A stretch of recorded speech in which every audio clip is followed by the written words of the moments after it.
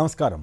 Live షోకి స్వాగతం. ముందుగా అతిథుల పరిచయం. డాక్టర్ సిదిరి అప్పలరాజు గారు, వైఎస్ఆర్ కాంగ్రెస్ పార్టీ సీనియర్ నేత, శాసనసభ మాజీ సభ్యులు, మాజీ మంత్రివర్యులు, పలాసకు గతంలో ప్రాతినిధ్యం వహించారు. డాక్టర్ విజయబాబు గారు, ప్రముఖ విశ్లేషకులు, సీనియర్ పాత్రికేయులు, న్యాయవాది, రైట్ టు ఇన్ఫర్మేషన్ మాజీ కమిషనర్, అలాగే తెలుగు భాషా సంఘం మాజీ అధ్యక్షులు. శ్రీ పొనక జనార్దన్ రెడ్డి గారు, న్యాయవాది. ఇక ముందుగా కొన్ని ఆసక్తికరమైన వీడియోలు చూద్దాం. మీరు 7 కొండలు 2 కొండలు అంటే కాదు, ఇది తప్పని చెప్పిన తర్వాత నేను దేవునికి మొక్కున్నాను. 7 కొండల వాడికి 2 కొండలు చాలు అన్న ఆలోచన విధానం నుంచి పుట్టిన వాళ్ళు ఈ రోజు ఏ స్థాయికైనా దిగజారగలరు. Jio number 746, Jio number 747. ఒకసారి ఫస్ట్ చూడండి, ఒకసారి ఫస్ట్ ఆ జియో చూడాలి. ఫస్ట్ మీ అందరికీ కూడా ఎడ్యుకేట్ కావాలి. అసలు ఆ జియోలు ఇచ్చింది ఎవరు? రాజశేఖర రెడ్డి గారు ఇచ్చినారు. ఆ జియోలు ఏంటి? టీటీడీని 7 కొండలుగా గుర్తించింది రాజశేఖర రెడ్డి గారు, నాన్న. టీటీడీ పరిధిని 350 కిలోమీటర్లు పెంచింది నాయన. అన్య మత ప్రార్థనలు టీటీడీలోనూ మిగిలిన ఒక 19 గుడుల దగ్గర జరగకుండా కట్టడి చేస్తూ జీవోలు ఇచ్చింది కూడా నాయనే, వైఎస్ఆర్ఏ. చంద్రబాబు నాయుడు గారు అప్పట్లో బీజేపీతో లేడు, ముస్లిం ఓట్స్ తో పనిపడింది, క్రిస్టియన్ ఓట్స్ తో పనిపడింది. అప్పుడు ఇదే చంద్రబాబు నాయుడు గారు ఏమన్నా 2009లో 746 జీవో 747 జీవో వైఎస్ఆర్ గారు ఇచ్చినారు, మేము వచ్చినా క్యాన్సిల్ చేస్తామన్నాడు. ఇది హిస్టరీ. ఆ వీడియో రికార్డ్ ప్లే చేయి మా చంద్రబాబు నాయుడు అన్నమాట. 746, 47 జీవోలు 2 వచ్చాయి. నేనున్నప్పుడు ఎప్పుడు కూడా 746 కానీ 47 జీవోలు అవసరం రాలేదు. ఈ ప్రభుత్వం వచ్చిన తర్వాత ఈ 2 జీవోలు కూడా వచ్చాయి.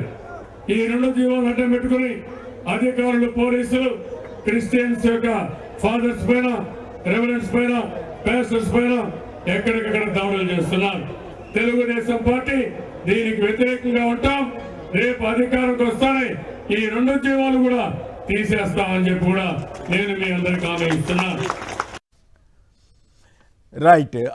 మిగతా వీడియోలు చూడటానికి ముందు కీలకంగా చంద్రబాబు గారు తాను హిందూ మతోద్ధారకుణ్ణి అని చెప్పుకున్న తీరు కానీ, అప్పుడు 2 కొండలు 7 కొండలు అన్న దాని మీద కానీ, ఆ తర్వాత 2009లో బైబిల్ మిషన్ అనేటువంటి యాక్టివిటీ సభలో ఆయన మాట్లాడిన విషయం గతంలో హనుమాన్ చౌదరి గారు విమర్శిస్తూ ఆ రోజుల్లోనే లెటర్ రాశారు. ఇప్పుడు జగన్ గారు వీడియో సహా, ఆధారాలతో సహా క్రిస్టియన్ ఓట్ల కోసం, ముస్లిం ఓట్ల కోసం ఎలా ఆయన అప్పుడు ఆ జీవోలను అన్యమత ప్రచారానికి కూడా అవకాశం ఇచ్చేటువంటి పరిస్థితిని తీసుకొస్తానని, అలాంటి అవకాశం లేకుండా జీవో ఇచ్చిన రాజశేఖర రెడ్డి గారు ఇచ్చినటువంటి జీవోని రద్దు చేస్తానని హామీ ఇచ్చిన వైనాన్ని ఆయన వీడియో సాహిత్యంగా చూపించారు. విజయబాబు గారు దీని మీద సంక్షిప్తంగా మాట్లాడండి. జగన్ గారు నిన్న ఈ తీసుకొచ్చిన ఈ సాక్ష్యాధారాలతోటి చంద్రబాబు గారు పూర్తిగా డిఫెన్స్లో పడినట్లయినా, అయినప్పటికీ కూడా ఇంకా 2 కొండలు 7 కొండలని, అట్లాగే అన్యమత ప్రచారం అని ఇట్లాంటివన్నీ ఆయన ఇంకా ప్రచారం చేసుకుంటూనే వెళ్తారు. ఆ జీవోలు, ఆ రద్దయిన రాజశేఖర రెడ్డి గారు ఇచ్చిన జీవోలు, వాటిని రద్దు చేస్తానని ఇచ్చిన హామీ, వీటి మీద సంక్షిప్తంగా మీ కామెంట్ ఏంటి? ఈ మధ్య ఒక డిబేట్లో ఒక ఆయన ఎవడో చెప్పాడండి, చాలా అద్భుతంగా చెప్పాడు. ఆయన ఏంటంటే, చంద్రబాబు నాయుడు గారు ఏంటి, ఆయన అసలు ఆధ్యాత్మిక అంశాలు, దేవుడి గురించి మాట్లాడతాం ఏంటి, నాకున్న అనుభవంలో నేను ఎప్పుడూ కూడా చంద్రబాబు నాయుడు గారు ఈ రకంగా మాట్లాడటం చూడలేదు అని అన్నారు. ఆ మాటకి నిన్న జగన్మోహన్ రెడ్డి గారు చెప్పినటువంటి దీనికి అవసరార్థం ఎప్పటికీ ఏ గొడుగు కావాలంటే ఆ గొడుగు వేసుకోవటం అనేటువంటిది ఆయన అవకాశవాద రాజకీయాలకి అది పరాకాష్ట. తర్వాత ఇంకొకటి ఏంటంటే, ఇప్పుడు అసలు తను గొప్ప హిందూ, ఆర్ఎస్ఎస్ కంటే కూడా కరుడు కట్టిన హిందూవాదిలాగా ముఖ్యమంత్రి, డిప్యూటీ ఉప ముఖ్యమంత్రి ఇద్దరు కూడా వాళ్ళు ఇస్తున్న ప్రసంగాలు చూస్తే ఈ ఛద్మవేషధారుల యొక్క వ్యవహార శైలి, వాళ్ళు నిరాటంకంగా ఎవరైతే ఆధ్యాత్మిక వికాసం కోసం కృషి చేశారో పాలకులు, వాళ్ళ మీద ఈ రకమైనటువంటి ప్రచారాలు చేయటం, ఇదంతా చూస్తే మనకి పురాణాల్లో చూస్తూనే ఉంటామండి. భక్తులు, కరుడుగట్టినటువంటి జీవితాలు అంకితమైనటువంటి భక్తుల్ని వాళ్ళు రాక్షసులు విపరీతంగా హింసిస్తుంటారు. హింసిస్తూ ఉంటే ఆ సినిమాలు చూస్తే చిన్నపిల్లలకి డౌట్ వస్తుంది, ఏంటి భక్తులు కదా వాళ్ళు, ఎందుకు మరి వాళ్ళని ఇంత హింస పెడతా ఉంటే ఆ దేవుడు రాడేంటి, దేవుడు దిగిరాడేంటి అని. ఈ మెటీరియలిస్టిక్ వరల్డ్లో పాలకుల యొక్క ఉద్దేశం కూడా ఏంటంటే, ఈ కార్డు అడ్డం పెట్టుకుని మనం చెలరేగిపోతే ఆ దేవుడు విగ్రహం, ఆ విగ్రహంలోంచి వచ్చాడా, మనకు ఏమైనా చేస్తాడా, తర్వాత సంగతి తర్వాత చూసుకుందాం అనేటువంటి ఒక భావన ఇదైంది. అదే సందర్భంలో నాకు ఇక్కడ ఒక శ్లోకం కనిపించిందండి స్వామివారికి సంబంధించి. అజ్ఞానాంధ మోమగ్నాన్ దుష్ప్రచార విమోహితాన్ మాహాత్మ్య ప్రకాశేన శ్రీనివాస ప్రకాశయేత్ పాపవాక్యై క్షణం చందో నహి సత్యం వినశ్యంతి స్వయమేవ ప్రమాణేన వెంకటేశ ప్రసీదతి. అంటే అజ్ఞానాంధకారంలో మునిగిపోయి దుష్ప్రచారాల వల్ల మోహితులై తన స్వామివారి యొక్క మహిమని ఏముందిలే అని చెప్పని అనుకున్నటువంటి వాళ్ళకి ఆ శ్రీనివాసుడే స్వయంగా వెలుగులోకి తీసుకొస్తాడు. పాప వాక్యాలతో కొంతకాలం సత్యం కప్పబడినట్టు కనిపించిన సత్యం ఎప్పటికీ నశించదు. స్వామి తన మహిమను క్రమంగా ఆ మనుషుల ద్వారానే, తన ప్రతినిధుల ద్వారానే వెలుగులోకి తెస్తాడనేటువంటిది సత్యం. ఈ రోజున మీరు ఒక్కసారి పరిశీలిస్తే ఇదే విషయానికి కన్ఫైన్ అవుతా నేను. కానీ ఏ అసత్య ప్రచారాలైతే వాళ్ళు ఉద్ధృతంగా చేస్తూ వచ్చారో అవి ఒక్కొక్కటిగా చీకటి తెరలు తొలగిపోయినట్టుగా సత్యం వెలుగు చూస్తున్నటువంటి అంశాలు ఇవాళ ఏడుకొండల గురించి కొత్తగా చెప్పేది కాదు. కానీ పదే పదే ఒక మతబూచిని చూపించి వాళ్ళు చేసేటువంటి ఇది.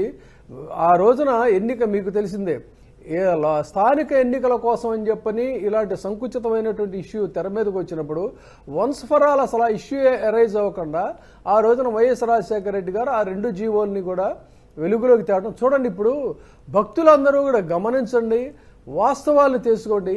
స్వామివారికి కలియుగ వైకుంఠంగా భాసిల్లేటువంటి స్వామివారి యొక్క విస్తృతిని, ఆయన ఉండేటువంటి ప్రదేశాన్ని విస్తృతం చేయడానికి రాజశేఖర రెడ్డి గారు ఆయన కుమారుడు చేసినటువంటి ఇది ఎంత అమోఘమైనటువంటిదండి. ఇప్పుడు 350 కిలోమీటర్లని విస్తృతం చేయటం, శాశ్వతంగా ఇది 7 కొండలే అని చెప్పని అధికారికంగా జీవోలు తీసుకురావటం, 19 గుడుల్లో ఈ యొక్క దీన్ని విస్తరింపజేయడం అన్యమత ప్రచారం లేకుండా గొప్ప చర్య ఏ ముఖ్యమంత్రి చేశాడు చెప్పండి? 19 గుడుల్లో అన్యమత ప్రచారం లేకుండా తదనంతర వైఎస్ రాజశేఖర రెడ్డి గారు జీవో తీసుకొస్తే మన చంద్రబాబు నాయుడు గారేమో వాటిని రద్దు చేస్తానని ఆ రోజున హామీ ఇచ్చారట. ఆ వీడియో చెప్తా ఉంది, జగన్ గారు చూపించిన వీడియో. ఎంత పనికిమాలిదంటే వాళ్ళు దర్శనం కోసం సంతకాలు పెట్టాలి, ఇలాంటి ఎంత సంకుచితమైనటువంటిదంటే ఒక్కొక్కటిగా ఇప్పుడైతే విషయాలు వెలుగులోకి వస్తున్నాయి, భక్తులు గ్రహిస్తున్నారు. చాలా మంది సాక్షాత్తు మొన్న ఏదో అనుకోకుండా కారులో వెళ్తా ఒక వీడియో చూశాను. చంద్రబాబు నాయుడు గారికి సంబంధించినటువంటి అని ఆవిడే చెప్పుకుంది, నేను ఆ సామాజిక వర్గమే, ఏంటి స్వామివారి మీద ఒక భక్తురాలిగా తన ఆవేదనను వ్యక్తం చేసింది. అంటే ఒక్కొక్కరుగా ఈ వాస్తవాలను గ్రహిస్తున్నారనడానికి అది చాలా ఒక ప్రబలమైనటువంటి ఉదాహరణగా మనం తీసుకోవాలండి. ఇది దౌర్భాగ్యమైనటువంటి పరిస్థితి. కాబట్టి ఈ జీవోకి సంబంధించి ముఖ్యంగా భక్తులందరూ కూడా ఖచ్చితంగా దీన్ని నిశితంగా మరొక్కసారి పరిశీలించాలని విజ్ఞప్తి చేస్తున్నారు. రైట్. అప్పలరాజు గారు చెప్పండి, ఇప్పుడు చంద్రబాబు గారు ఆ రోజు చేసిన ప్రసంగాన్ని ఇప్పుడు వీడియో చూస్తుంటారు కదా మీరు కూడా, జగన్ గారు చేసినటువంటి విమర్శలు కానీ ఆయన చూపించిన ఆధారాలు కానీ, చంద్రబాబు గారు ఆ రోజున క్రైస్తవుల ఓట్ల కోసం ఎలా వాళ్ళకి హామీలు ఇచ్చింది, అన్యమత ప్రచారానికి కూడా అవకాశం ఇచ్చేలాగా ఆ జీవోని రద్దు చేస్తానని చెప్పిన తీరు మీద ఇకనైనా చంద్రబాబు గారు అలాంటి అసత్యాలు చెప్పకుండా మానుకుంటారా, లేదు ఈయన కౌంటర్ అవడానికి చంద్రబాబు గారికి ఏమైనా అవకాశం ఉంటుందా? ముందుగా కేఎస్ఆర్ గారు మీకు శుభోదయం అండి. సాక్షి వ్యూయర్స్ అందరికీ శుభోదయం. అలాగే ప్యానెల్లో ఉన్నటువంటి మేధావులకు గుడ్ మార్నింగ్.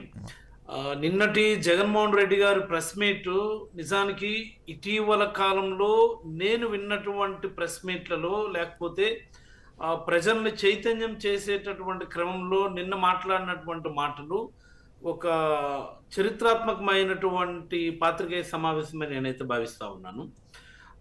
ఎందుకు ఈ మాట చెప్తున్నానంటే, బడ్జెట్ పైన విశ్లేషణ కావచ్చు, బడ్జెట్లో ఉన్నటువంటి లోతుపాట్లు కావచ్చు, ఇటీవల కాలంలో బాగా కాంట్రవర్షియల్ అయినటువంటి టీటీడీ లడ్డూ ఇష్యూ కావచ్చు, at the same time Chandrababu గారు జగన్మోహన్ రెడ్డి గారి మీద చేసేటటువంటి మతపరమైనటువంటి విద్వేష ప్రసంగాలు, లేకపోతే ప్రజలను రెచ్చగొట్టేటటువంటి సందర్భంలో అసలు చంద్రబాబు గారి యొక్క ఒరిజినాలిటీని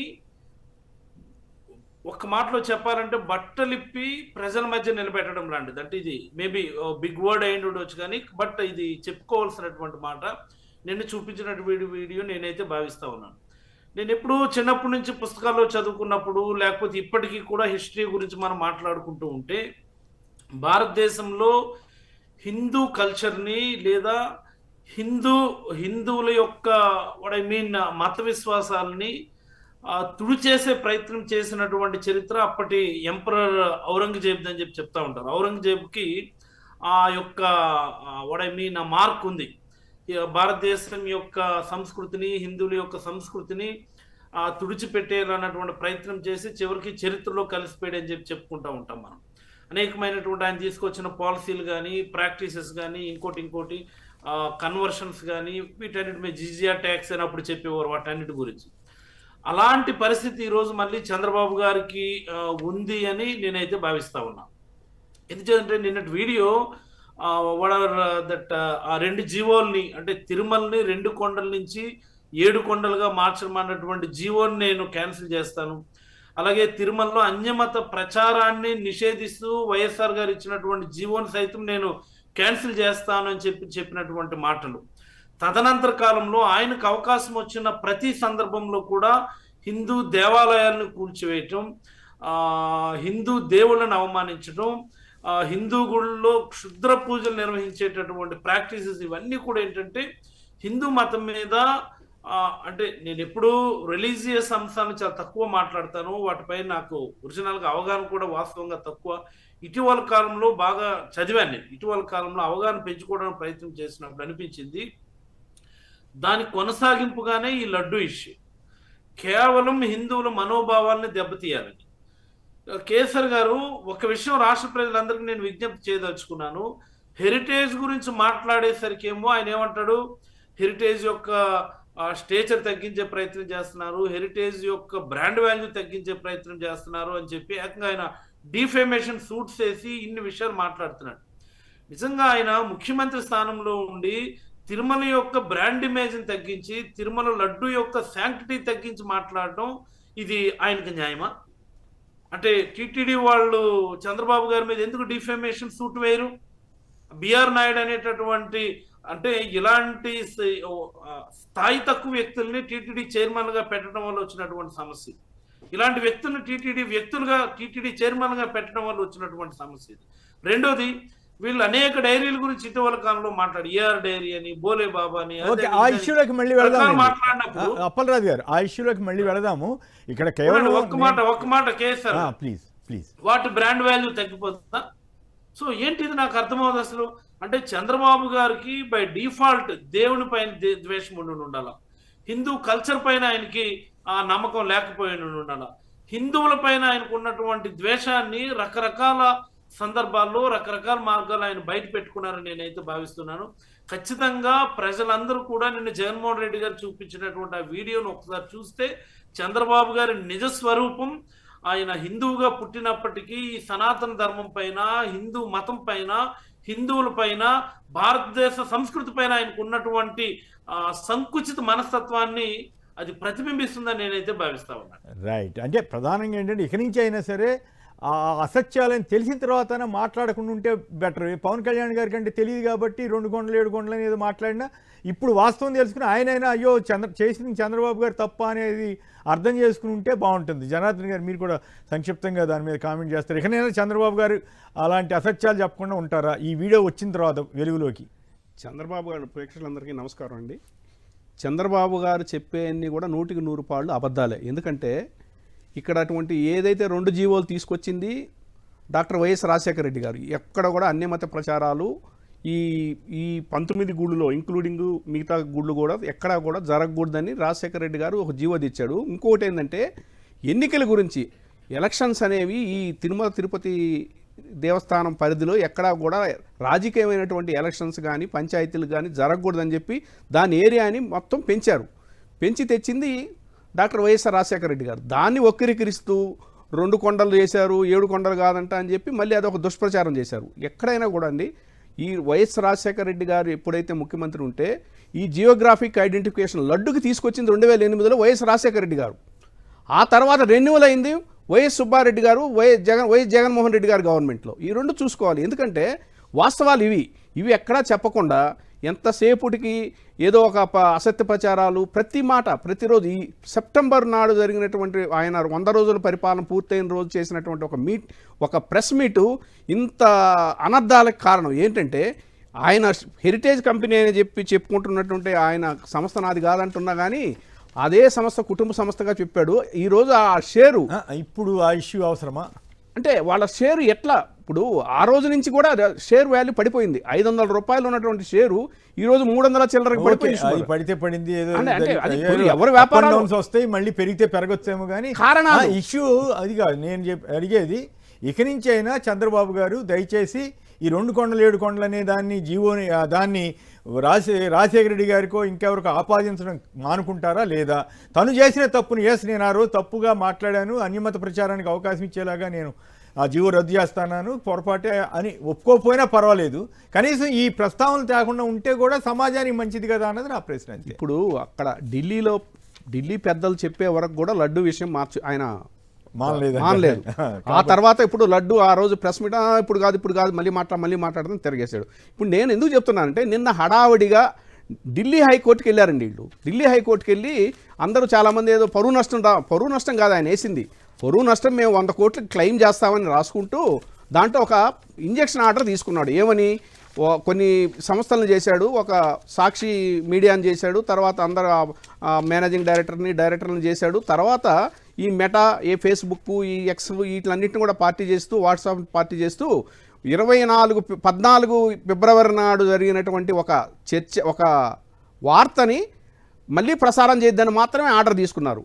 ఆ రోజు జరిగినటువంటి ఒక ప్రసారాన్ని, దాన్ని కూడా ఏంది main Bhole Baba food industries, Bhole Baba చెప్తున్నా లేదు వాళ్ళు అడిగింది ఇది ఆర్డర్ కాపీలో ఉంది, క్లియర్గా ఉంది. వాళ్ళు నిన్న ఈవినింగే బిఎస్సి బాంబేకి రాసేశారు, మాకు మంచి ఆర్డర్ వచ్చింది, ఇంజెక్షన్ ఆర్డర్ వచ్చింది, కాబట్టి మా షేర్ని మేము ప్రొటెక్ట్ చేసుకుంటున్నాం అనే రకంగా బిఎస్సికి నిన్న ఈవినింగే ఆర్డర్ కాపీతో ఎంక్లోజ్ చేసి వాళ్ళు రాసుకున్నారు. దాంట్లో ఏంటంటే ప్రచారం Bhole Baba organic milk, Bhole Baba milk food 2 సంస్థలు వేరే.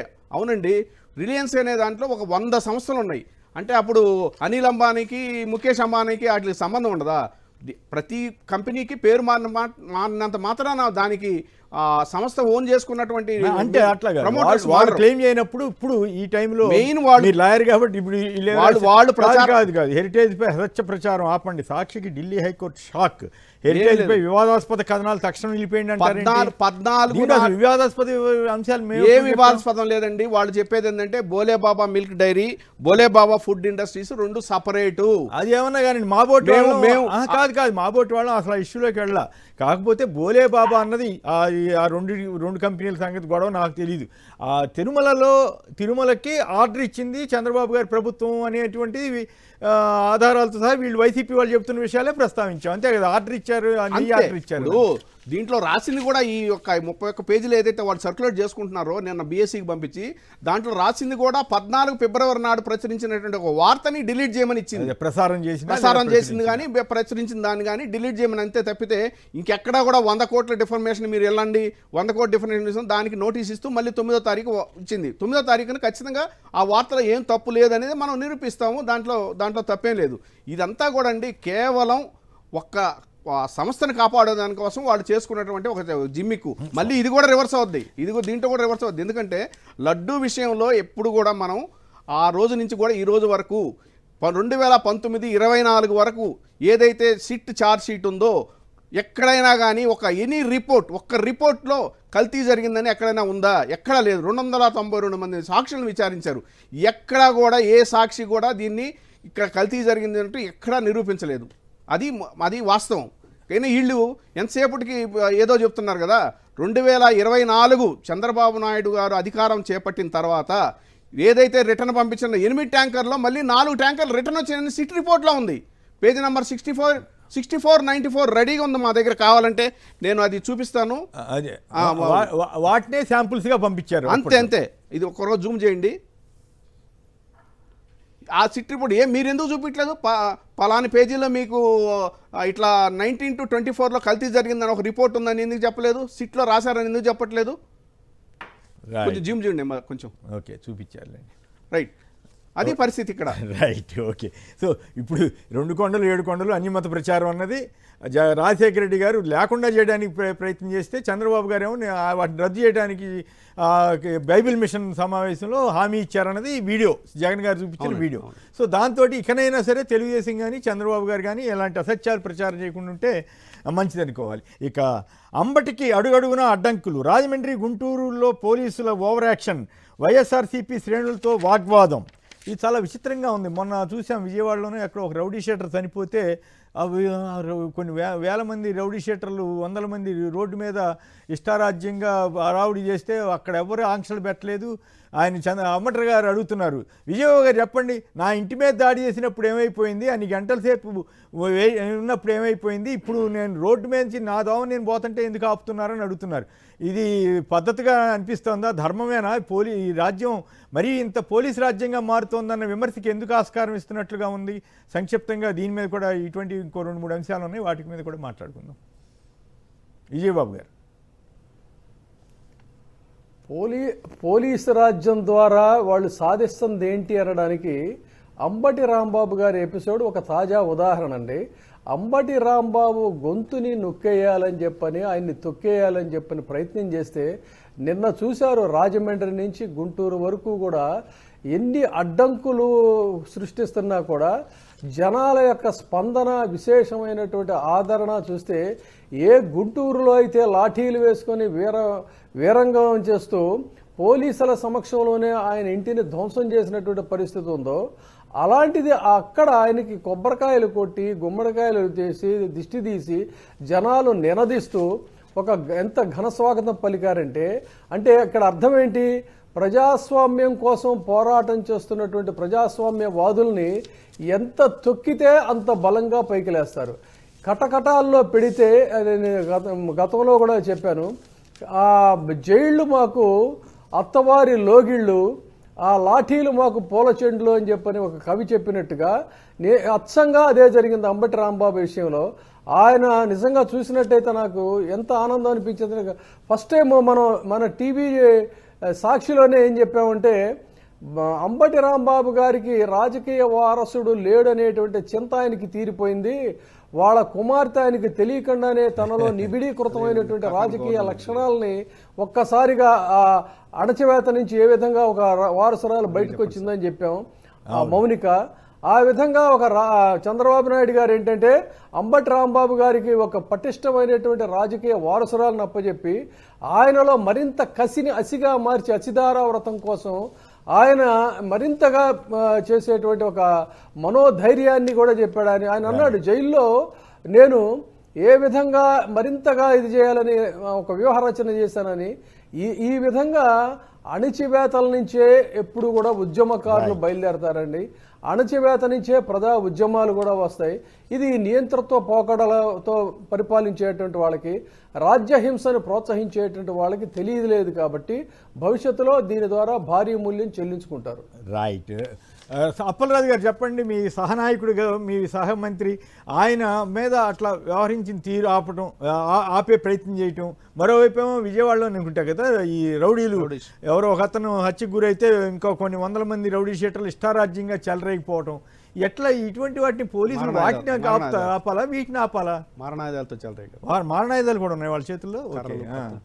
అప్పలరాజు గారు, ఇది ప్రభుత్వం పూర్తిగా వైఫల్యం చెందుతుందని చెప్పడానికి ఒక నిదర్శనం. ఇటీవల కాలంలో పోలీస్ పనితీరుకు సంబంధించి ఒక నేషనల్ ఇన్స్టిట్యూట్ ర్యాంకింగ్స్ ఇచ్చింది. వివిధ రాష్ట్రాలకు ర్యాంకింగ్స్ ఇచ్చినప్పుడు అవుట్ ఆఫ్ 31 స్టేట్స్కి సంబంధించి, బోత్ స్టేట్స్ అండ్ యూటీకి సంబంధించి we stand at second from the last, అంటే 30వ స్థానంలో మనం నిలబడ్డాం.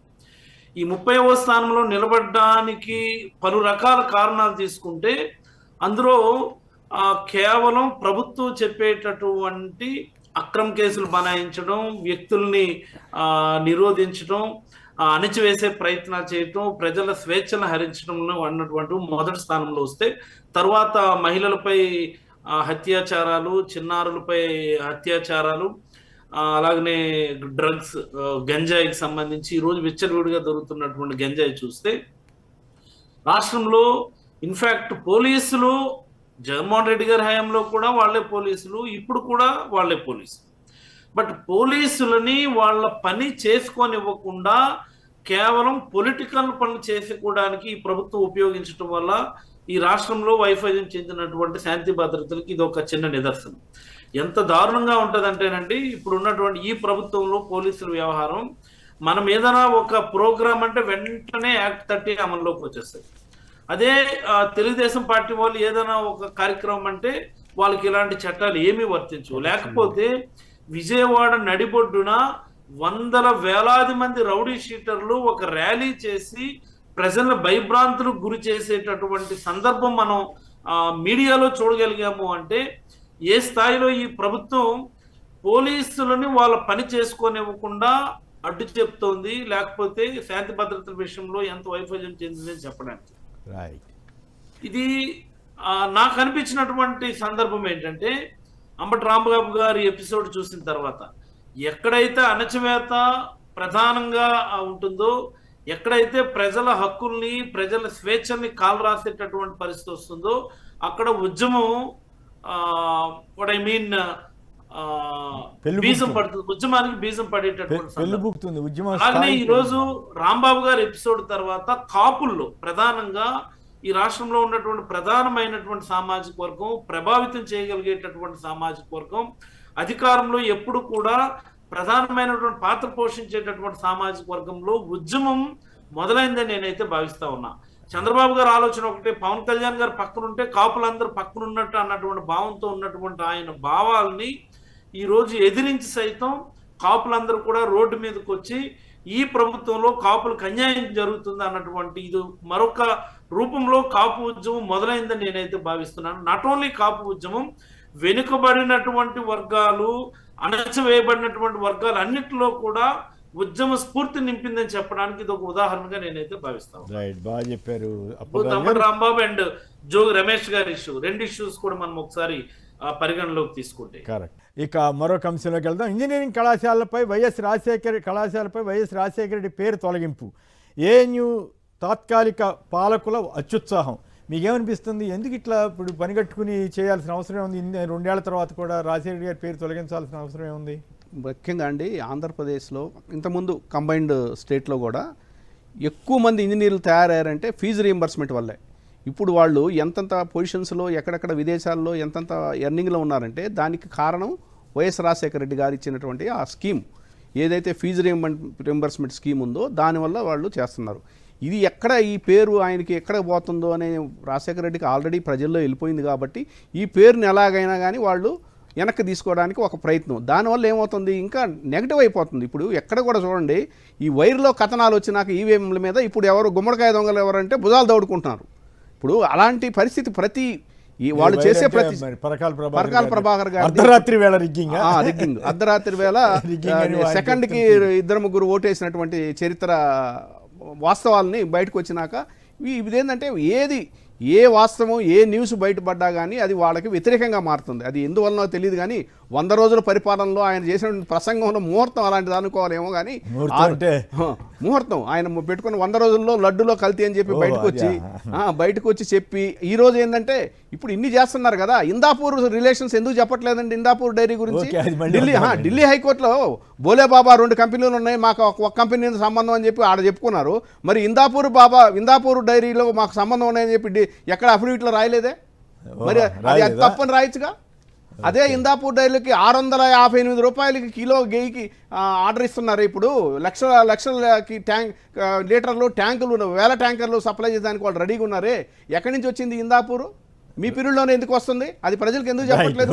మన గౌరవ చైర్మన్ గారు చెప్పాలి కదా, అందరికీ ప్రజలు చెప్పాలి కదా. ట్వీట్ కూడా చేసినట్టున్నాడు. అవును, చెప్తారు. ఆయన ఏంటంటే ఆయనకు ఒక స్క్రిప్ట్ వస్తుంది, ఆయన చదువుతారు. రైట్. కేంద్ర మంత్రి రామ్మోహన్ నాయుడు రాజీనామా చేయాలి. అజిత్ పవార్ విమాన ప్రమాదం వెనుక కుట్రకోణం. విఎస్ఆర్ యాజమాన్యంతో టీడీపీ నేతల చీకటి బంధం. 35 కోట్ల విలువైన విమానానికి 265 కోట్ల భీమా మర్మం ఏమిటి? మహారాష్ట్ర ఎన్సీపీ ఎమ్మెల్యే రోహిత్ పవార్ సంచలనమైనటువంటి వ్యాఖ్యలు. ఇప్పటికే సిబిఐ విచారణ కోరిన అజిత్ పవార్ సతీమణి. సమగ్ర విచారణ జరపాల్సిందే అన్న సుప్రియా సూలే.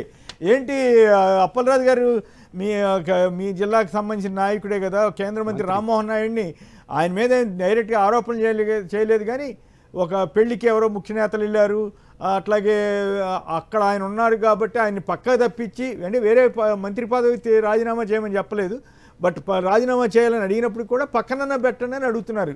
ఏమిటి విమాన ప్రమాదం, ఈ గొడవ, వీటిల్లో ఏమన్నా కుట్రలు, వాళ్ళు చెబుతున్నట్టుగా కుట్రలు దాగి ఉన్న వాస్తవం ఎంతవరకు ఉంటుంది? అది నిజమా కాదని మీ దృష్టికి ఏమైనా వచ్చిందా? మా జిల్లా నుంచి ఎన్నికైనటువంటి ఎంపీ, మూడోసారి ఎంపీ, కేంద్రంలో ఒక మంచి పదవి, ఒక మంచి డిజిగ్నేషన్ మా జిల్లా వాసికి వచ్చినందుకు మా అందరికీ సంతోషం. ఆయన్ని నేరుగా విమర్శించడానికి మా జిల్లా వాసి కేంద్రంలో ఒక మంచి పొజిషన్ వచ్చిన ఆయన్ని మనం ఎందుకు వ్యక్తిగతంగా క్రిటిసైజ్ చేయాలి, ఎందుకు మనం విమర్శించాలని ఒక్కొక్కసారి అనిపిస్తుంటది. కానీ ఎంత మనం అనుకున్నా సరే ఆయన పనితీరు వల్ల ఏంటంటే ఆయన విమర్శించాల్సినటువంటి పరిస్థితి ఆయన మాకు కల్పిస్తూ ఉంటారు. ఆయన పనితీరు వల్ల ఒకసారి చూసుకోండి, మా ఎంపీ గారు కేంద్ర మంత్రి అయిన తర్వాత దేశంలో విమానయాన రంగంలో వచ్చినటువంటి అనేకమైనటువంటి పెను ఉత్పాతాలు, మాటలో చెప్పాలంటే పెను ఉత్పాతాలు, ఇండియన్ ఎయిర్లైన్స్ కూలిపోవడం కావచ్చు, లేకపోతే ఇండిగో సంక్షోభం కావచ్చు, మరి ముఖ్యంగా మా మంత్రి గారు వెళ్ళి ఇండియన్ ఎయిర్లైన్స్ కూలిపోతే అక్కడ ఒక స్లో మోషన్ బ్యాక్గ్రౌండ్ మ్యూజిక్ పెట్టి స్లో మోషన్ వీడియో చేసుకోవడం కావచ్చు. మోస్ట్ ఇంపార్టెంట్లీ సార్ కేఎస్ఆర్ గారు, నాకు అత్యంత బాధ కలిగించినటువంటి అంశం మా కేంద్ర మంత్రి గారి విషయం ఏంటంటే, ఆపరేషన్ సింధూర్ అనేది రేపు ఎల్లుండో లాంచ్ చేస్తారు. ఆపరేషన్ సింధూర్ లాంచ్ చేసే టైం అప్పుడు దాని ఎలీట్ డిపార్ట్మెంట్స్, కేంద్ర ప్రభుత్వంలో ఉన్నటువంటి ఎలీట్ డిపార్ట్మెంట్స్ ఏంటంటే, ఇలాంటి ఒక వార్ సిచ్యువేషన్ మనకి ఎరైజ్ అయినప్పుడు దాని సంబంధిత శాఖలు మనం చాలా సింపుల్ గా మనం చెప్పొచ్చు, విదేశాంగ శాఖ, రక్షణ శాఖ, హోంశాఖ, మరి అలాగనే ప్రధానమంత్రి గారి అధ్యక్షతన ఉన్నటువంటి ఎన్ఎస్ఏ లేకపోతే నేషనల్ సెక్యూరిటీ కౌన్సిల్, దాంతో పాటు ప్రధానంగా ఎఫెక్ట్ అయ్యేటటువంటిది విమానయాన రంగం. ఓకే, అంటే ఓవరాల్ గా వెళ్తున్నారు. దీనికి సంబంధించి మీ దగ్గర సమాచారం మనకేమి రామ్మోహన్ నాయుడు వ్యతిరేకత ఉండదు కదా, అవసరం లేదు. ఓకే, రేపేళ్ళుండో ఆపరేషన్ సింధు రేపు అక్కడ లాంచ్ అవుతుందంటే ఈ రోజు ఇక్కడ ఆయన మా జిల్లాలో కూర్చొని సిసి రోడ్డు శంకుస్థాపన చేసుకుంటారు. అంటే ఆయన తెలియదేమో లేదు, అందరికి చెప్పరేమో కదా. తెలియకపోవడం ఏంటంటే, విమానయాన రంగం వాళ్ళకి బేసిక్ ఇన్ఫర్మేషన్ ఇచ్చేదంటే షట్ డౌన్ చేస్తారు కదా, మన ఎయిర్ జోన్ అన్నటువంటి దాన్ని షట్ డౌన్ చేస్తారు కదా.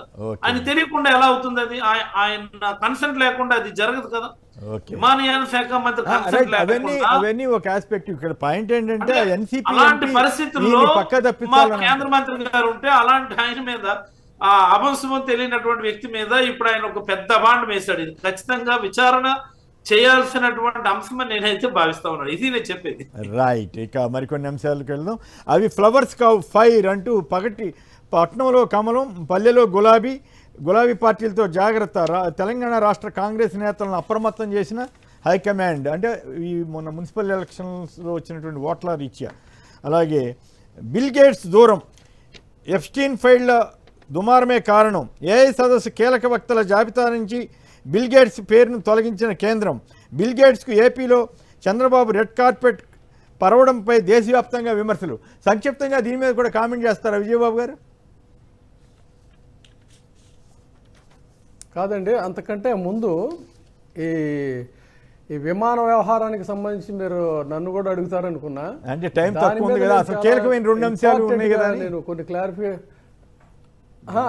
ఇది చాలా ఇంపార్టెంట్ అండి. ఇది రాష్ట్ర వ్యాప్తంగా కూడా దీని మీద చర్చ జరగాల్సిన అవసరం ఉంది. ఎందుకంటే నేను నిన్న గుజరాతీ ఛానల్స్, హిందీ ఛానల్స్ ఇష్యూస్కి సంబంధించి మొత్తం నిన్న నేను అంతా కూడా సర్ఫ్ చేస్తా కూర్చున్నాను.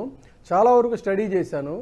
ఆయన ఎవరెవరు ఏ స్టేట్మెంట్స్ ఇచ్చారో, తర్వాత ఈ అజిత్ పవార్ వ్యవహారంలో ఈ రోహిత్ పవార్ ఏ స్టేట్మెంట్స్ ఇచ్చాడు, వెరీ కీలకం. ఇక్కడ గమనించాల్సింది ఏంటంటే, చూడండి, ప్రత్యేక విమానాల్లో విహరించడం అంటే నిన్న జగన్మోహన్ రెడ్డి గారు కూడా చెప్పారు, ఈ రెండింటికి సంబంధం ఉంది కాబట్టి వెరీ ఇంపార్టెంట్ అని చెప్తున్నా. ప్రత్యేక విమానాల్లో క్రికెట్ చూడటానికి మీకు గుర్తుండే ఉంటుంది, ఒకప్పుడు బ్రూనే సుల్తాన్ ఆయన క్రికెట్ మ్యాచ్ చూడడానికి ప్రత్యేక విమానంలో వెళ్ళాడు అనేటువంటిది ఒక వార్తగా మనం ప్రచురించాం. ఆ తదనంతర కాలంలో ఈ అరబ్ షేకులు వాళ్ళు మాత్రమే క్రికెట్ చూడటానికి వాళ్ళు విమానాల్లో, ప్రత్యేక విమానాల్లో వెళ్తారు. అలాంటి సంస్కృతి ఇప్పుడు మనం ఆంధ్రప్రదేశ్లో చూస్తున్నాం. అంతేకాదు, టిఫిన్ చేయడానికి హైదరాబాదు, భోజనం చేయడానికి ఇక్కడికి, అవసరమైతే వాళ్ళ సోదరుడికి ఒక ఫ్లైటు, ముచ్చట సరదా తీర్చుకుంటామంటే ఇంకొకరికి ఒక ఫ్లైటు. ఇటు రామ్మోహన్ నాయుడు గారు కేంద్ర విమానయాన శాఖ మంత్రిగా ఉండటం, వీళ్ళేమో ప్రత్యేక విమానాల్లో విచ్చలవిడిగా తిరగటం, నిన్న జగన్మోహన్ రెడ్డి గారు చెప్పినట్టు క్రికెట్ చూడటం, ఆ మధ్యాహ్నానికి విజయవాడ రావటం, ఆ తర్వాత ఢిల్లీ వెళ్ళటం, ఇట్లా ఒక ప్రత్యేక విమానంలో చక్కర్లు కొట్టడం, ఈ సదుపాయాలన్నీ ఖచ్చితంగా వైసీపీ వారు కాదు, యావత్ రాష్ట్ర ప్రజలు గమనించాల్సిందే. వాళ్ళ మనిషి కేంద్ర విమానయాన శాఖ మంత్రిగా ఉన్నాడు, వీళ్ళు విచ్చలవిడిగా ప్రత్యేక విమానాల్లో తిరుగుతున్నారు. ఇదే క్రమంలో జగన్మోహన్ రెడ్డి గారు కాదు ఆరోపణ చేసింది, ఒక ఎన్సీపీ నాయకుడు అజిత్ పవార్ ప్రమాదం వెనుక తెలుగుదేశం పార్టీ నాయకుడి యొక్క కీలకమైనటువంటి హస్తం, ప్రమేయం ఉంది. వాళ్ళు ఆ నిందితులు ఎవరైతే ఉన్నారో విఎస్ఆర్ యాజమాన్యం, వాళ్ళు అమెరికా వెళ్ళిపోవడానికి ఒకవైపు అంటే ఇక్కడ ఎంక్వైరీ జరుగుతూ ఉంటే వాళ్ళ పాస్పోర్ట్లు స్వాధీనం చేసుకోవాల్సింది పోయి వాళ్ళు విదేశాలు వెళ్ళిపోవడానికి ఎందుకు అనుమతి ఇచ్చారు?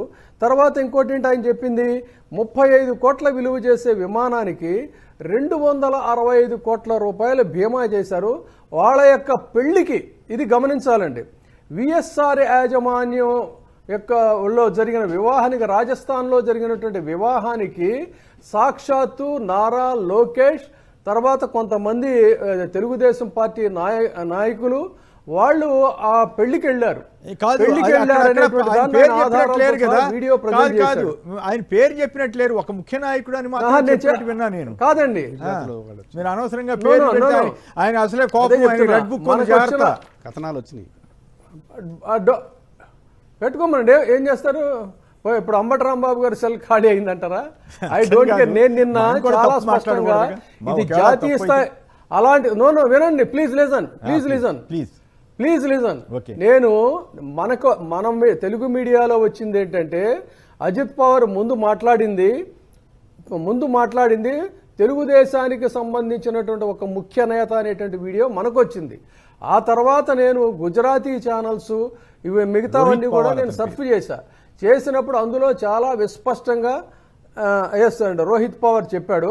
అంతేకాకుండా సుప్రియా సూలే అజిత్ పవార్ సోదరి సుప్రియా సూలే కూడా నేను సమర్థిస్తున్నాను, ఇతను మాట్లాడింది ఎవరు, రోహిత్ పవార్ మాట్లాడిన దాన్ని సమర్థిస్తున్నాను. ఇందులో ఖచ్చితంగా విమాన ప్రమాదం వెనకాల చాలా ఇష్యూస్ ఉన్నాయి, వాటిని ఇది చేయాలని చెప్పి అన్నారు. తర్వాత ఇంకొక మాట కూడా ఏం చెప్పాడంటే, ఇది ఓన్లీ ఇక్కడతో ఆగేటువంటి వ్యవహారం కాదండి రోహిత్ పవార్ చెప్పింది, దీని మీద నేను మరిన్ని నిజాలు కూడా వెల్లడిస్తాను, ఆధారాలతో సహా ఫుటేజ్ అంతా కూడా నేను ఇస్తానని చెప్పాడు. చెప్పిన తర్వాత దాని మీద నేను మొత్తం గుజరాతీ ఛానల్స్, తర్వాత Times of India, Hindustan Times, Herald, ఇవన్నీ కూడా నేను మొత్తం ఆ స్టోరీలన్నీ కూడా చూశాను. నేను ఆ లింకులు కూడా నా దగ్గర ఉన్నాయి. కాబట్టి ఇందులో ఏం పెద్ద భయపడాల్సింది, మొహమాట పడాల్సింది లేదు. అదే కనుక జరిగితే జాతీయ స్థాయిలో ఇది పెద్ద చర్చ అవుతుంది, ఇష్యూ అవుతుంది. వాస్తవాలను మనం వాస్తవంగా ఆవిష్కరించడమే జర్నలిస్టులుగా మన ధర్మం అండి. మాట్లాడితేనే వాళ్ళు కోపం పెట్టి కేసులు పెడతాం, ఇష్టారాజ్యంగా చేస్తున్నారు కదా. ఆంధ్రప్రదేశ్ ప్రజాస్వామ్యాన్ని అణిచివేస్తున్నారు కదా. మనం డిస్కస్ చేస్తుంది ఒక జగన్మోహన్ రెడ్డి గారు మాట్లాడిన మాటల మీద కాదు, జాతీయ స్థాయిలో వాళ్ళు చెప్పినటువంటి మాట, దాన్ని డిస్కస్ చేయడం జర్నలిస్టులుగా మన ధర్మం. కాబట్టి నేను వాస్తవాలతోనే నేను చదివింది, చూసింది, వీడియో ఫుటేజ్ ఇవన్నీ కూడా ఉన్నాయి కాబట్టి నేను ఆవిష్కరిస్తున్నా. కాబట్టి ఇక్కడ రాష్ట్ర ప్రజలు ఆలోచించాల్సింది ఏంటంటే, ఈ విమానాల్లో వీళ్ళు స్వైర విహారాలు చేయడానికి, వీళ్ళ పార్టీ నాయకుడు విమానయాన శాఖ మంత్రిగా ఉండడం, తర్వాత ఇంకో మాట కూడా అన్నాడు రోహిత్ పవార్, ఈ తెలుగుదేశం నాయకులకిను ఈ విఎస్ఆర్ వీళ్ళకి ఆర్థిక లావాదేవీలు కూడా ఉన్నాయని చెప్పాడు. అదేంటనేది ఇంకా మనకి వాస్తవాలు అయితే లేదు, ఆయన ఆరోపణ చేశాడు. ఈ ఆరోపణ అయితే ఆర్థిక లావాదేవీలు కూడా ఉన్నాయి అన్నాడు. సో తర్వాత దీన్ని మనం డిమాండ్ చేసేది ఏంటంటే, వీళ్ళు ఈ ప్రత్యేక విమానాల్లో విచ్చలవిడిగా తిరగడానికి రోహిత్ పవార్ ఆరోపణ చేసినట్టుగా అసలు వీళ్ళు ఉపయోగిస్తున్నటువంటి విమానాలు విఎస్ఆర్ సంస్థకు సంబంధించినవా, లేకపోతే ఇప్పుడు ఆ డైరీ వ్యవహారంలో ఉన్నట్టుగా ఆ అనుబంధ సంస్థలకు సంబంధించిన విమానాలా, అసలు వీళ్ళు ఏ విమానాల్లో ప్రయాణం చేస్తున్నారు, ఎంత ఖర్చు చేస్తున్నారు, దీని మీద కూడా పారదర్శకంగా ఈ ప్రభుత్వం వాస్తవాన్ని డిస్క్లోజ్ చేయాల్సినటువంటి అవసరం ఉందండి. రైట్, మీరైతే కరెక్ట్గా చెప్పారు. అవన్నీ వాస్తవాలు అయితే మాత్రం సంచలనాత్మకమైనటువంటి, దాంట్లో అనుమానమే లేదు. కానీ అవాస్తవాలు మనకు తెలిసి చెప్పకూడదు అన్నదే ఉద్దేశం తప్ప మీరు మాట్లాడటానికి నాకేమీ ఇబ్బంది కాదు విజయబాబు గారు. ఇక పీపీపీలో ఇన్నర్ రింగ్ రోడ్ నిర్మాణం చేస్తారట. అదే 6 నెలల్లో ల్యాండ్ పూలింగ్ పూర్తి చేస్తామంటున్నారు. అమరావతి రాజధానికి వెళ్ళాలంటే సమస్య వస్తోందని చెప్పి, అతిపెద్ద సమస్యగా మారుతోందని చెప్పి తెనాలి శ్రావణ్ కుమార్ గారు వర్షాకాలంలో ఈ కొండవీటి వాగు సమస్య గురించి ఆయన ప్రస్తావించారు. అసలు కాంగ్రెస్తో ఆట, ఆంధ్రాబాబు పాట, అధిష్టానం ఎదుట రేవంత్ తీరును ఎండగట్టిన కాంగ్రెస్ మంత్రులు, కాంగ్రెస్ పార్టీ అధిష్టానం దగ్గర వీళ్ళందరూ వెళ్ళారు. నిధులు ఇవ్వకపోతే నిలదీస్తామంటూ కేటీఆర్ గారు వ్యాఖ్యానించారు. ఈసీ నిద్రపోతున్నదా, కాంగ్రెస్ దౌర్జన్యం చేస్తుంటే ఏం చేస్తోందని, దీనిపై కాంతనపల్లి ఇష్యూ మీద గవర్నర్ జోక్యం చేసుకోవాలని హరీష్ రావు డిమాండ్ చేశారు. ఇక్కడ కూడా చెంగిచెర్లలో బాలికపై గ్యాంగ్ రేపట్ట. ఇదేం దరిద్రం, ఆంధ్రప్రదేశ్లో మొన్న జరిగినవి చూసాం. ఇప్పుడు ఎన్నాళ్ళు ఉచిత పంపకాలు అన్నీ ఫ్రీగా ఇస్తుంటే ప్రజలెందుకు పనిచేయాలి, రాష్ట్రాలు రెవెన్యూ లోట్లో ఉంటూ ఎలా అమలు చేస్తున్నాయని సుప్రీంకోర్టు వారు అన్నారు. ఇదేదో ఎలక్షన్ ముందు మేనిఫెస్టోలు ఇచ్చినప్పుడు చెప్పుంటే బాగుండేది కదా. ఇక త్రిశంకు స్వర్గంలో ఉన్నత విద్య, ఫీజు రీయింబర్స్మెంట్ అందక విద్యార్థుల ఎక్కట్లంటూ జగన్ గారు మాట్లాడారు. ఫార్మసీ విద్యార్థులపై పచ్చమూకల లైంగిక వేధింపులు, గంజాయి మత్తులో అర్ధరాత్రి తలుపులు తడుపుతున్న కామాంధులు అంటూ బొబ్బిల దగ్గర జరిగిందటండి. ఇక శ్రీనివాస్ ఉత్తరాంధ్ర అన్న ఆంధ్రప్రదేశ్లో ఈవీఎంలో పోలింగ్ రోజులో పోలైన ఓట్ల కంటే కౌంటింగ్ రోజుకి 49 లక్షల ఓట్లు అదనంగా ఎలా వచ్చాయో చెప్పమంటూ ఆయా రాష్ట్రాల్లో ఉన్న పరిస్థితిని కూడా ఆయన వివరించారు. ఆంధ్ర అంకెలతో మోసం, ప్రతి అడుగులో పతనం, ప్రజలకు వెన్నుపోటు పొడుస్తున్న చంద్రబాబు మూడో బడ్జెట్ అంటూ జగన్ గారు నిన్న గట్టిగా సీరియస్గా మాట్లాడారు. సూపర్ 6 అటర్ ఫ్లాప్ అంటమే కాకుండా హ్యాబిచువల్ అఫెండర్ అన్న పదాన్ని కూడా చంద్రబాబు గారిని ఉద్దేశించి మాట్లాడారు. బాబుదే కల్తీ పాపం, ఇవిగో ఆధారాలు, నెయ్యి ట్యాంకర్లు రిజెక్ట్ అవ్వడం, వాటినే తిరిగి వినియోగించడం చంద్రబాబు సీఎంగా ఉన్నప్పుడే, అయినా వైసీపీపై బురద చల్లడం ఏమిటంటూ సాక్ష్యాధారాలతో సహా సీఎం చంద్రబాబు కల్తీ నెయ్యి నాటకాన్ని ఉతికి ఆరేసిన మాజీ సీఎం జగన్. మండలిలో హెరిటేజ్ మంటలు, హెరిటేజ్ ఇందాపూర్ పై ప్రశ్నిస్తే ఉలికెందుకని ప్రశ్నించిన బొత్స సత్యనారాయణ. బాబుదే కల్తీ పాపం, ఇవిగో ఆధారాలు, పతనం అంటూ super 6 super flop, habitual offender అంటూ చంద్రబాబు గారు మాట్లాడిన విషయాల మీద ముందుగా అప్పలరాజు గారు.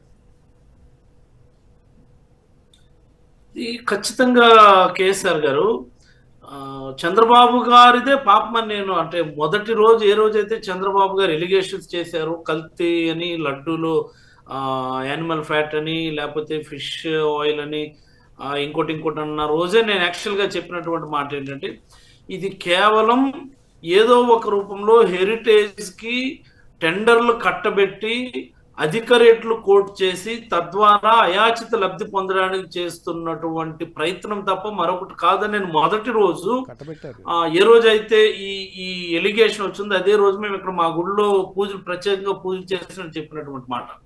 ఈ రోజు ఎట్ లాస్ట్ ప్రజలందరికీ కూడా ఒక క్లారిటీ వచ్చింది. కేవలం చంద్రబాబు నాయుడు గారు నెయ్యి మీద కమిషన్లు తీసుకోవడానికి ఇతరత్ర డైరీల్లో నెయ్యి బాగలేదు, కల్తీ జరుగుతుంది, లేకపోతే యానిమల్ ఫ్యాట్ మిక్స్ అయ్యి వాళ్ళందరూ సరఫరా చేస్తున్నారని చెప్పి అన్ని డైరీలను కూడా బొంబార్డు చేసి తన సొంత డైరీకి లేదా తన ఆయన చెప్పినటువంటి భాషలో మాట్లాడి కో మ్యానుఫ్యాక్చరింగ్ యూనిట్స్కి లేదా వాళ్ళ మ్యానుఫ్యాక్చరింగ్ యూనిట్స్కి వాళ్ళ అసోసియేట్ అయినటువంటి డైరీస్కి వాట్ ఐ మీన్ ఈ ఘీ టెండర్స్ కట్టబెట్టి ఇంతకు ముందు 331 రూపాయలకు సరఫరా చేసినటువంటి డైరీ ఈ రోజేమో 681, అంటే 1 కేజీ నెయ్యి పైన సుమారుగా 350 రూపాయలు అదనంగా వసూలు చేస్తూ 10 లక్షల కేజీలు ఒక డైరీ కంటేంటి మొత్తంగా సుమారు 34-35 కోట్లు ఒక 10 లక్షల కేజీలు సరఫరా చేసే దానిలో అదనంగా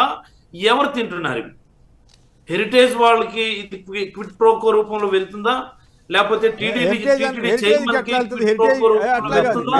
హెరిటేజ్కి వెళ్తుందని మనం అనకూడదు కూడా, ఎందుకంటే హెరిటేజ్ పేరు అక్కడెక్కడ లేకుండా మనం ఎట్లా అంటాం. ఇప్పుడు మళ్ళీ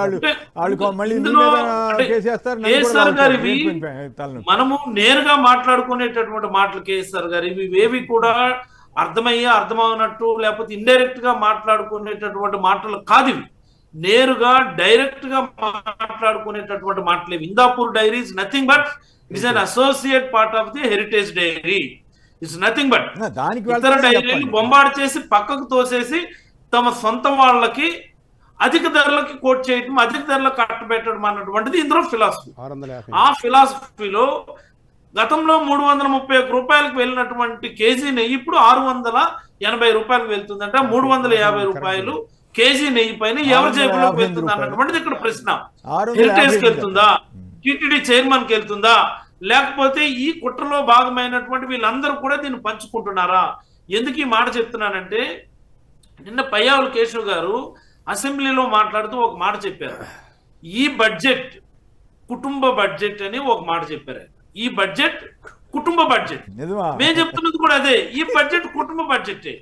ఆంధ్రప్రదేశ్ బడ్జెట్ నుండి చంద్రబాబు భలే డైలాగ్ పట్టుకున్నారు. అప్పలరాజు గారు భలే డైలాగ్ పట్టుకున్నారు. ఈ ఇందాపూర్ హెరిటేజ్ రూపంలో వాళ్ళ ఎంటైర్ కుటుంబానికి భాగాలుగా వెళ్తున్నటువంటి బడ్జెట్ తప్ప మరొకటి కాదనేది మేము చెప్తున్నాం. ఈ బడ్జెట్ కుటుంబ బడ్జెట్, నారావారి కుటుంబ బడ్జెట్ తప్ప రాష్ట్రంలో ఉన్నటువంటి ప్రజల కుటుంబ బడ్జెట్ కాదు అని నేనైతే అభిప్రాయపడతా ఉన్నా. ఇంకొక విషయం అండి, మీరు నిన్ననే నేను ఒక సోషల్ మీడియాలో ఒక ఇది చూశాను.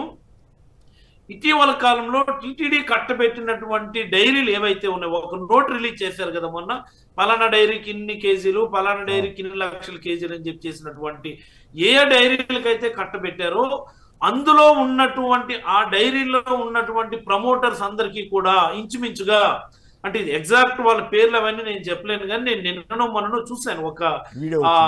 ఒక ఇంట్రెస్ట్ ఉన్నటువంటి వ్యక్తి రీసెర్చ్ చేసి వాళ్ళందరికీ కూడా హెరిటేజ్ డైరీలో వాళ్ళందరికీ కూడా వాటాలు ఉన్నాయి, వాళ్ళందరికీ కూడా పెద్ద ఎత్తున షేర్లు ఉన్నాయి అన్నటువంటి విషయాన్ని ఒక పొలిటికల్ ఎనలిస్ట్ చెప్పినటువంటి మాట. అంటే ఎటుపోతున్నాం? తిరుమల తిరుపతి దేవస్థానాన్ని హెరిటేజ్ డైరీ ప్రస్థానానికి అక్రమంగా ఉపయోగించుకున్నటువంటి చరిత్ర చంద్రబాబు గారి చాలా స్పష్టంగా తెలుస్తుంది. ఇది చాలా ఆవేదనతో నేనైతే మాట్లాడుతున్నటువంటి మాటలండి కేఎస్ఆర్ గారు. ఇది రాష్ట్ర ప్రజలందరికీ కూడా తెలియాలి. కేవలం హెరిటేజ్ లాభాల కోసం, హెరిటేజ్ వాళ్ళకి డబ్బులు కట్టపెట్టడం కోసం ఇతర డైరీల రూపంలో ఏంటిది అన్యాయం నాకు అర్థమవుతుంది. ఒక సామెత ఉంటుంది కదా, ఈ కుక్క ఏదైనా కుక్కను చంపాలి అంటే అది పిచ్చి కుక్క అని చెప్పి దానిపైన ముందుగా మనం ఒక అభాండం వేయాలన్నటువంటి ఆ సూత్రాన్ని ఈ రోజు చంద్రబాబు గారు ఫాలో అయ్యారని నేనైతే అభిప్రాయపడతాను. రైట్. విజయబాబు గారు.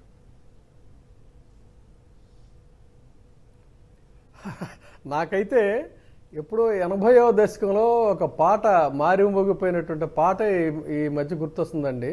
అది ఇందా తీసుకో ఇప్పుడే సొంతం చేసుకొని, అప్పట్లో ఒక సూపర్ హిట్ సాంగ్ ఉండేది.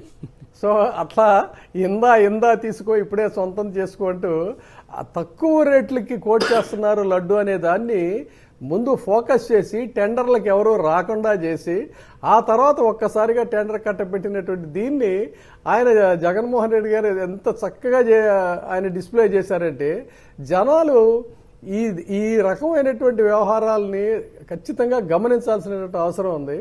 ఉంటే అప్పుడు తర్వాత ఇంకోటి, ఇందాక డిబేట్లో వాళ్ళకి ఏదో నష్టాలు వస్తున్నాయని చెప్పని కోర్టుకెళ్ళి స్టే తెచ్చుకున్నారే, మరి చిన్న మాట మాట్లాడినందుకు కృత్రిమంగా వాళ్ళ యొక్క కార్యకర్తలను పోగేసి కోట్ల రూపాయలు విలువ చేసేటువంటి సాక్షి కార్యాలయాలను విధ్వంసం చేశారు.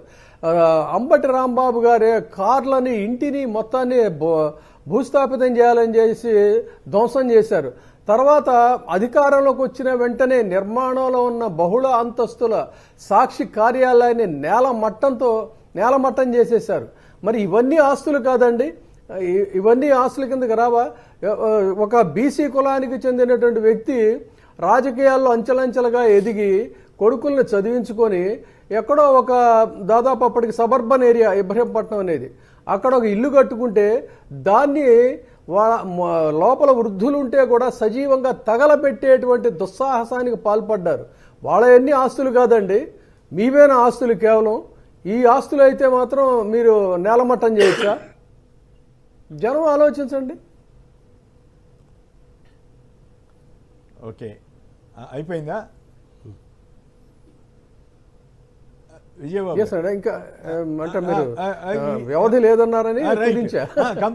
ఇంకొక పాయింట్ చెప్పండి. అంటే జగన్ గారు ఈ 2 అంశాలని ప్రస్తావించారు కదా. ఒకటి బడ్జెట్కి సంబంధించి అట్టర్ ఫ్లాప్ అని సూపర్ 6 అన్నారు కానీ అట్టర్ ఫ్లాప్ అన్నారు కదా, దాని మీద కూడా కామెంట్ చేయండి.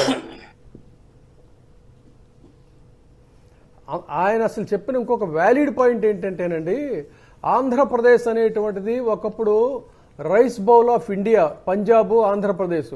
అన్నపూర్ణ ఆంధ్రప్రదేశ్ ఈ రోజున జగన్మోహన్ రెడ్డి గారు ప్రత్యక్షంగా చూపిన అంకెల ప్రకారంగా యావత్తు భారతదేశంలో అధోగతిలో, అంటే 23వ స్థానంలో ఉందనేటువంటిది ఎంత దారుణమైన, ఏదో డబుల్ ఇంజిన్ సర్కారు విపరీతంగా దూసుకెళ్ళిపోతుందని చెప్పినటువంటి దీంట్లో ఆయన ఇక్కడ అంకెలతో సహా ఇచ్చింది ఏంటంటే, తన పరిపాలనలో చాలా సింపుల్ వ్యాలిడ్ పాయింట్ అండి, తన పరిపాలనలో వృద్ధి రేటు ఎట్లా ఉంది, ఇప్పుడు ఎలా ఉందని ఆయన చెప్పింది ఏంటంటే, 9 నెలలు రాష్ట్ర సొంత పన్నుల ఆదాయాలు మా ప్రభుత్వ హయాంలో 9 నెలల ఆదాయంతో పోలిస్తే 1.97% మాత్రమే.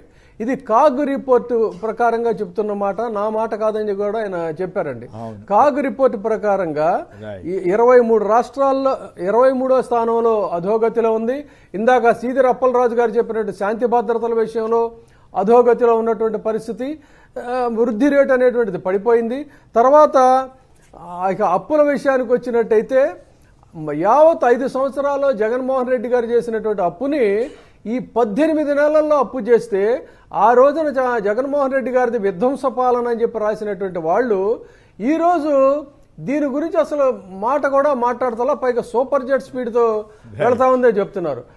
టంగుటూరి అంజయ్య గారు ఆ పరిపాలన కోసం అని చెప్పిన ముఖ్యమంత్రిగా ఆయన అధికారిక కార్యక్రమాలకు అడపాదడపా తిరుగుతూ ఉంటే, ఈనాడులో ఆయన్ని యాదగిరి బొమ్మని హెలికాప్టర్ బొమ్మేసి ఆయన పూర్తిగా ఒక జోకర్ కింద ట్రీట్ చేసినట్టు ఈనాడు ఇవాళ క్రికెట్లకి విలాసాలకి వాటికి తిరుగుతూ ఉంటే ప్రజాధనంతో, ఇప్పుడు మాత్రం మీరు మాట్లాడరు. రైట్. పైగా డబ్బా ఇస్తున్నారు, ఆయన డబ్బుతో ఆయన వెళ్ళారు. కాకపోతే అప్పటికి ఇప్పటికి ఉన్న తేడాని మీరు చెప్పారు. రైట్. అది డిస్క్లోజ్ చేయమనండి. నేను అనేది అదే, వీఆర్ డిమాండింగ్ అది కరెక్ట్ అయితే వాళ్ళు అని చెప్తే కరెక్ట్. ముఖ్యంగా కేఎస్ఆర్ గారు ఈరోజు శాంతి భద్రతల గురించి మనం ముఖ్యంగా దీన్ని మనం డిస్కస్ చేయాల్సిన అవసరం ఉంది. ఎందుకంటే మొత్తం పోలీస్ వ్యవస్థ అంతా కూడా ఏదైతే సోషల్ మీడియాలో ఎవరైనా వైఎస్ఆర్సీపీ కార్యకర్త లేదా ఈ ప్రభుత్వానికి వ్యతిరేకంగా ఏ పోస్ట్ పెట్టినా చాలండి, వెంటనే వాళ్ళ దగ్గర ప్రత్యక్షం అయిపోయి గంటల కొద్దీ విచారించడమా లేదా అరెస్ట్ చేయడం చేస్తున్నారు. జూలై 24, 2024లో శ్రీనివాస్ ఉత్తరాంధ్ర ఈవీఎంల మీద ఆల్మోస్ట్ 8 నెలల క్రితం ఒక ఈ ఫేస్బుక్లో ఒక ఇది పెట్టాడు. ఈవీఎంలో ఇంతంత ఓట్స్ ఓటింగ్ రోజుకి కౌంటింగ్ రోజుకి పెరిగాయని పెట్టారు. నిన్న మొన్న పోయి ఆయన దగ్గర అప్పుడే అనుకుంటా, లేదు సార్, తర్వాత ఈ మధ్యనే ఇప్పుడు వైర్ కథనం వచ్చిన తర్వాతనే ఆయన మళ్ళీ 4 గంటలు విచారించారంట. వైర్ కథనం తర్వాత మళ్ళీ అది 8 నెలల్లో జరిగినటువంటి ఒక ట్వీట్ని, అంటే వేరే శాంతి భద్రతలు ఈ మానభంగాల మీద వీటి మీద చర్యలు హత్యల మీద ఏమీ లేవండి. ఓన్లీ ఆంధ్రప్రదేశ్లో ఈ ఫేస్బుక్లు వీటిల్లో వచ్చేటువంటి కామెంట్స్ వీటి మీదనే చర్యలు. వాళ్ళకి నోటీస్ ఇవ్వడమా లేదా అరెస్ట్ చేయడమా, ముఖ్య నాయకుడు అయితే అరెస్ట్ చేసేయి, మీద చిన్నవాడు చిత్తగా అయితే మళ్ళీ వాడిని పెద్దవాడిని చేయడం ఎందుకని చెప్పి నోటీస్ ఇవ్వడం. ఫైనల్గా చెప్పండి, ఇప్పుడు నేను బొత్స గారు చాలా స్పష్టంగా చెప్పారు, హెరిటేజ్ గురించి మాట్లాడారని. ఇప్పుడు హెరిటేజ్ ఇష్యూ గురించి మీడియాలో డిబేట్లు పెట్టకూడదని ఏమన్నా ఇచ్చిందా? ఫైనల్గా ఎట్లా డీల్ చేయాలి? ఇప్పుడు హెరిటేజ్ గురించి మనకి హెరిటేజ్ అయినా మంచిదే, ఒక కంపెనీ ఉండాలి, తప్పు కాదు, సాక్షి అయినా ఉండాలి, భారత్ సిమెంట్ అయినా ఉండాలి. వాటికి వ్యతిరేకంగా ఎన్ని అరాచకాలుగా ప్రభుత్వం చేస్తుందో చూస్తున్నాం. బట్ మనమైతే ఏ కంపెనీ అయినా బాగా నడవాలని కోరుకుంటాం, అది వేరే విషయం. కానీ ఇప్పుడు జరుగుతున్న పరిణామాల్లో చంద్రబాబు గారు ఇక్కడి నుంచి అయినా తన వైఖరి మార్చుకునే అవకాశం ఉందా? నిన్న ఢిల్లీ హైకోర్టులో, హానరబుల్ ఢిల్లీ హైకోర్టులో వచ్చినటువంటి ఆర్డర్లో ఏముందంటే, ఏదైతే ఈ సోషల్ మీడియా సంస్థలు ఉన్నాయో, మెటాకు సంబంధించిన ఫేస్బుక్, వాట్సాప్, ట్విట్టర్ వీటిలన్నింటిలో ఎక్స్లో కూడా వీటిల్లోంచి 14 నాడు మన ఇదిలో ఫిబ్రవరి నాడు 14 ఫిబ్రవరి 2026 నాడు ప్రచురించిన ఒక వార్తని డిలీట్ చేయమన్నారు. అదేవిధంగా సాక్షి యాజమాన్యానికి కూడా ఆ వార్తని డిలీట్ చేసేసేయండి అని ఉంది. అదేంది, అదే బోలేబాబా ఇండస్ట్రీస్, బోలేబాబా ఫుడ్, ఆ 2 డిఫరెన్స్ కంపెనీలు అని చెప్పి ఏదో వాళ్ళు ఎస్టాబ్లిష్ చేశారు. దాని మీద మళ్ళీ మనకి ఈ కంపెనీ ఎవరైతే రెస్పాండెంట్స్ ఉన్నారో వాళ్ళందరికీ కూడా కాపీలు. ఇదంతా ఎందుకు జరుగుతుందంటే, ఒక్కసారి చూపిస్తాను ఈ షేర్ మార్కెట్లో వాళ్ళ హెరిటేజ్ షేర్ ఎలా పతనం అవుతుందో చూడండి. సుమారు 500 రూపాయల నుంచి 350 రూపాయల వరకు జూమ్ చేయండి అమ్మా. ఓకే ఇప్పుడు ఆ పతనం అవసరం అంటే చెప్తున్నాను. ఈ మళ్ళీ భయానికి దీని మీద ఏం గొడవ అవ్వదు కదా. గొడవ ఏముంది, వాస్తవం కదా. ఇది షేర్లు, ఇది అనాలిసిస్ ఎక్కడి నుంచి ఎక్కడికి పడిపోయిందో చూడండి. అంటే 3,000 కోట్లు మదుపర్లు, వాళ్ళు ప్రజలు, సామాన్య ప్రజలే కదా మదుపర్లు కూడా, వాళ్ళు నష్టపోయారు. కారణం ఎవరు? ఈ రాద్ధాంతాన్ని తీసుకొచ్చింది ఎవరు? అనవసరమైన రాద్ధాంతం చేసుకుని తీసుకొచ్చింది ఎవరు? self ఈ రోజు goal ఏమైంది? ఆయన కంపెనీ మేము హెరిటేజ్ బాగుండాలి, అన్ని సంస్థలు బాగుండాలి, అన్ని బాగుంటే రాష్ట్రం బాగుంటుంది. అంతేగాని దాంట్లో మనమేమి దాన్ని ఏమి చెడ్డగా అయితే ఈ డిబేట్లు వీటికి ఏమి ఇబ్బంది ఎక్కడ కూడా అలాంటి పెట్టొద్దు అని కానీ ఎక్కడ లేదు. ఆ రోజు దాన్ని వాళ్ళు ఎస్టాబ్లిష్ చేసింది, ఆ పార్ట్ని డిలీట్ చేయమని ఉంది. అన్ని సంస్థలు కూడా అలాంటి తీయమని ఉంది. కానీ ఇంకెక్కడా కూడా దీని మీద రిస్ట్రైన్ ఆర్డర్స్ అంటూ ఏమి లేవు. ఓన్లీ ఇంజెక్షన్ ఇచ్చారు. డిబేట్లు మామూలుగా నడుపుకోవచ్చు, డిబేట్లు నడుపుకోవచ్చు. వాస్తవాలు జరుగుతున్నాయి కౌన్సిల్లో జరిగే వాటి మీద మనం డిబేట్. నేను ఒక్కటి చెప్తాను సార్, బొత్స గారు డైరెక్ట్ గారు అంటున్నారు ఇందాపూర్కి హెరిటేజ్కి లింక్ ఉంది, 100% పాళ్ళు దాని మీద రాలేదండి ఢిల్లీ హైకోర్టుకి. ఇందాపూర్కి మాకు సంబంధం లేదు, ఈ విధంగా వాళ్ళు వైసీపీ నాయకులు మాట్లాడుతున్నారని చెప్పి ఇందాపూర్ మీద ఎందుకు ఇంజక్షన్ ఆర్డర్ తీసుకోలేదు? దాంట్లోనే పెట్టుకున్నారు కదా, మరి అది తీసుకోవచ్చు. ఏం బోలేబాబా 2 కంపెనీలు ఉన్నాయని చెప్పి ఆ కంపెనీకి సంబంధం లేదని ఎందుకు వచ్చారు? ఇప్పుడు ఇదంతా కూడా అండి, ఎక్కడ కూడా ఏ మీడియా కూడా మనకున్నటువంటి నాలెడ్జ్ ప్రకారం ఎల్లో మీడియా తప్పితే ఎక్కడ వాస్తవాలు తప్పితే ఎక్కడ ఎవరు ప్రచురించరు. వాళ్ళకి అలవాటు లేదు. కానీ ఇదేంటంటే వాళ్ళు ఏంటంటే ఒక అధికార పార్టీలో జరిగేటటువంటి ఒక దీన్ని వాళ్ళు చేసుకోవాలని చెప్పి ఒక ప్రత్యేకమైన మీడియాని పెట్టుకొని వాళ్ళు అసత్యాలు చెప్తున్నారు. అవి వెంటనే బూమరాంగ్ అవుతుంది. ఈరోజు సోషల్ మీడియా యుగం, ఏది చెప్పినా కానీ వెంటనే. నేను ఒకటి చెప్తానండి, నిన్న 3 గంటలు సాగినటువంటి మాజీ ముఖ్యమంత్రి వైఎస్ జగన్మోహన్ రెడ్డి గారి ప్రెస్ మీట్కి ఎవరైనా కానీ ముఖ్య నాయకులు, అనిత గారు కాదు, ఏదైనా కానీ చంద్రబాబు కానీ లోకేష్ కానీ పవన్ కళ్యాణ్ కానీ ఒక్క 15 నిమిషాలు అయ్యా ఇదిగో మీరు తప్పు మాట్లాడారు ఇది అని చెప్పి వాస్తవాలతోటే సిట్ రిపోర్ట్ కానివ్వండి, బడ్జెట్ కానివ్వండి, ఈ శాంతి భద్రతలు కానివ్వండి, ఏదైనా ఒకటి చూపించి ఆధారం చూపించి, ఏదైతే అచ్చెన్నాయుడు అంటున్నారు పాపం ఆయన ఆవేశం బీపీ ఎక్కువ ఉన్నట్టుంది మన మండలంలో, అసలు మాకు ఆధారాలు ఉంటే చూపించండి. ఆధారాలు చూపించేదానికి కదా మండలంలో మనం వాయిదా తీర్మానం ప్రవేశపెట్టింది. అలో చేయొచ్చు కదా. దాన్ని చేయకుండా ఊగిపోయి ఆ చైర్మన్ కూడా అలాంటి తయారయ్యారు. ఏది అలో చేయాలో ఏదైతే అనిత గారు లేదు, అనిత గారు అసెంబ్లీ ప్రొసీడింగ్ చెప్తున్నారు. గవర్నమెంట్ ఒప్పుకోనంత వరకు వాయిదా తీర్మానం. నేను ఒకటి చెప్తాను. అనిత గారు ఏమంటున్నారు, ఆయన చైర్మన్ వైఎస్ఆర్సీపీ మనిషి అని అలిగేషన్ చేసింది. మరి అనొచ్చు, తీర్మానం వరకు గవర్నమెంట్ ఒప్పుకుంటేనే చేయాలి తప్ప. కరెక్ట్ సార్, వేరే గౌరవం కాదు. నా అభిప్రాయం ఏంటి, గవర్నమెంట్ ధైర్యంగా మీ ఇష్టం మీరు ఏదైనా అది పక్కన పెడదాం. ఒక గౌరవం, ఒక మంత్రి ఇలాంటి ప్రకటన చేయొచ్చా? చైర్మన్ కి ఒక పార్టీని ఆపాదించొచ్చా? అది తప్పు కదా. అది నా ఉద్దేశంతో నేను మాట్లాడుతున్నా, అంతేగాని ఆ ఉద్దేశం తప్పితే వేరే ఏదేం లేదండి చైర్మన్ గారి మీద. డాక్టర్ విజయబాబు గారు, డాక్టర్ సిదిరి అప్పలరాజు గారు, పోనక జనార్దన్ రెడ్డి గారు, అందరికీ ధన్యవాదాలు. ఇది నేటి చర్చా కార్యక్రమం. నమస్కారం.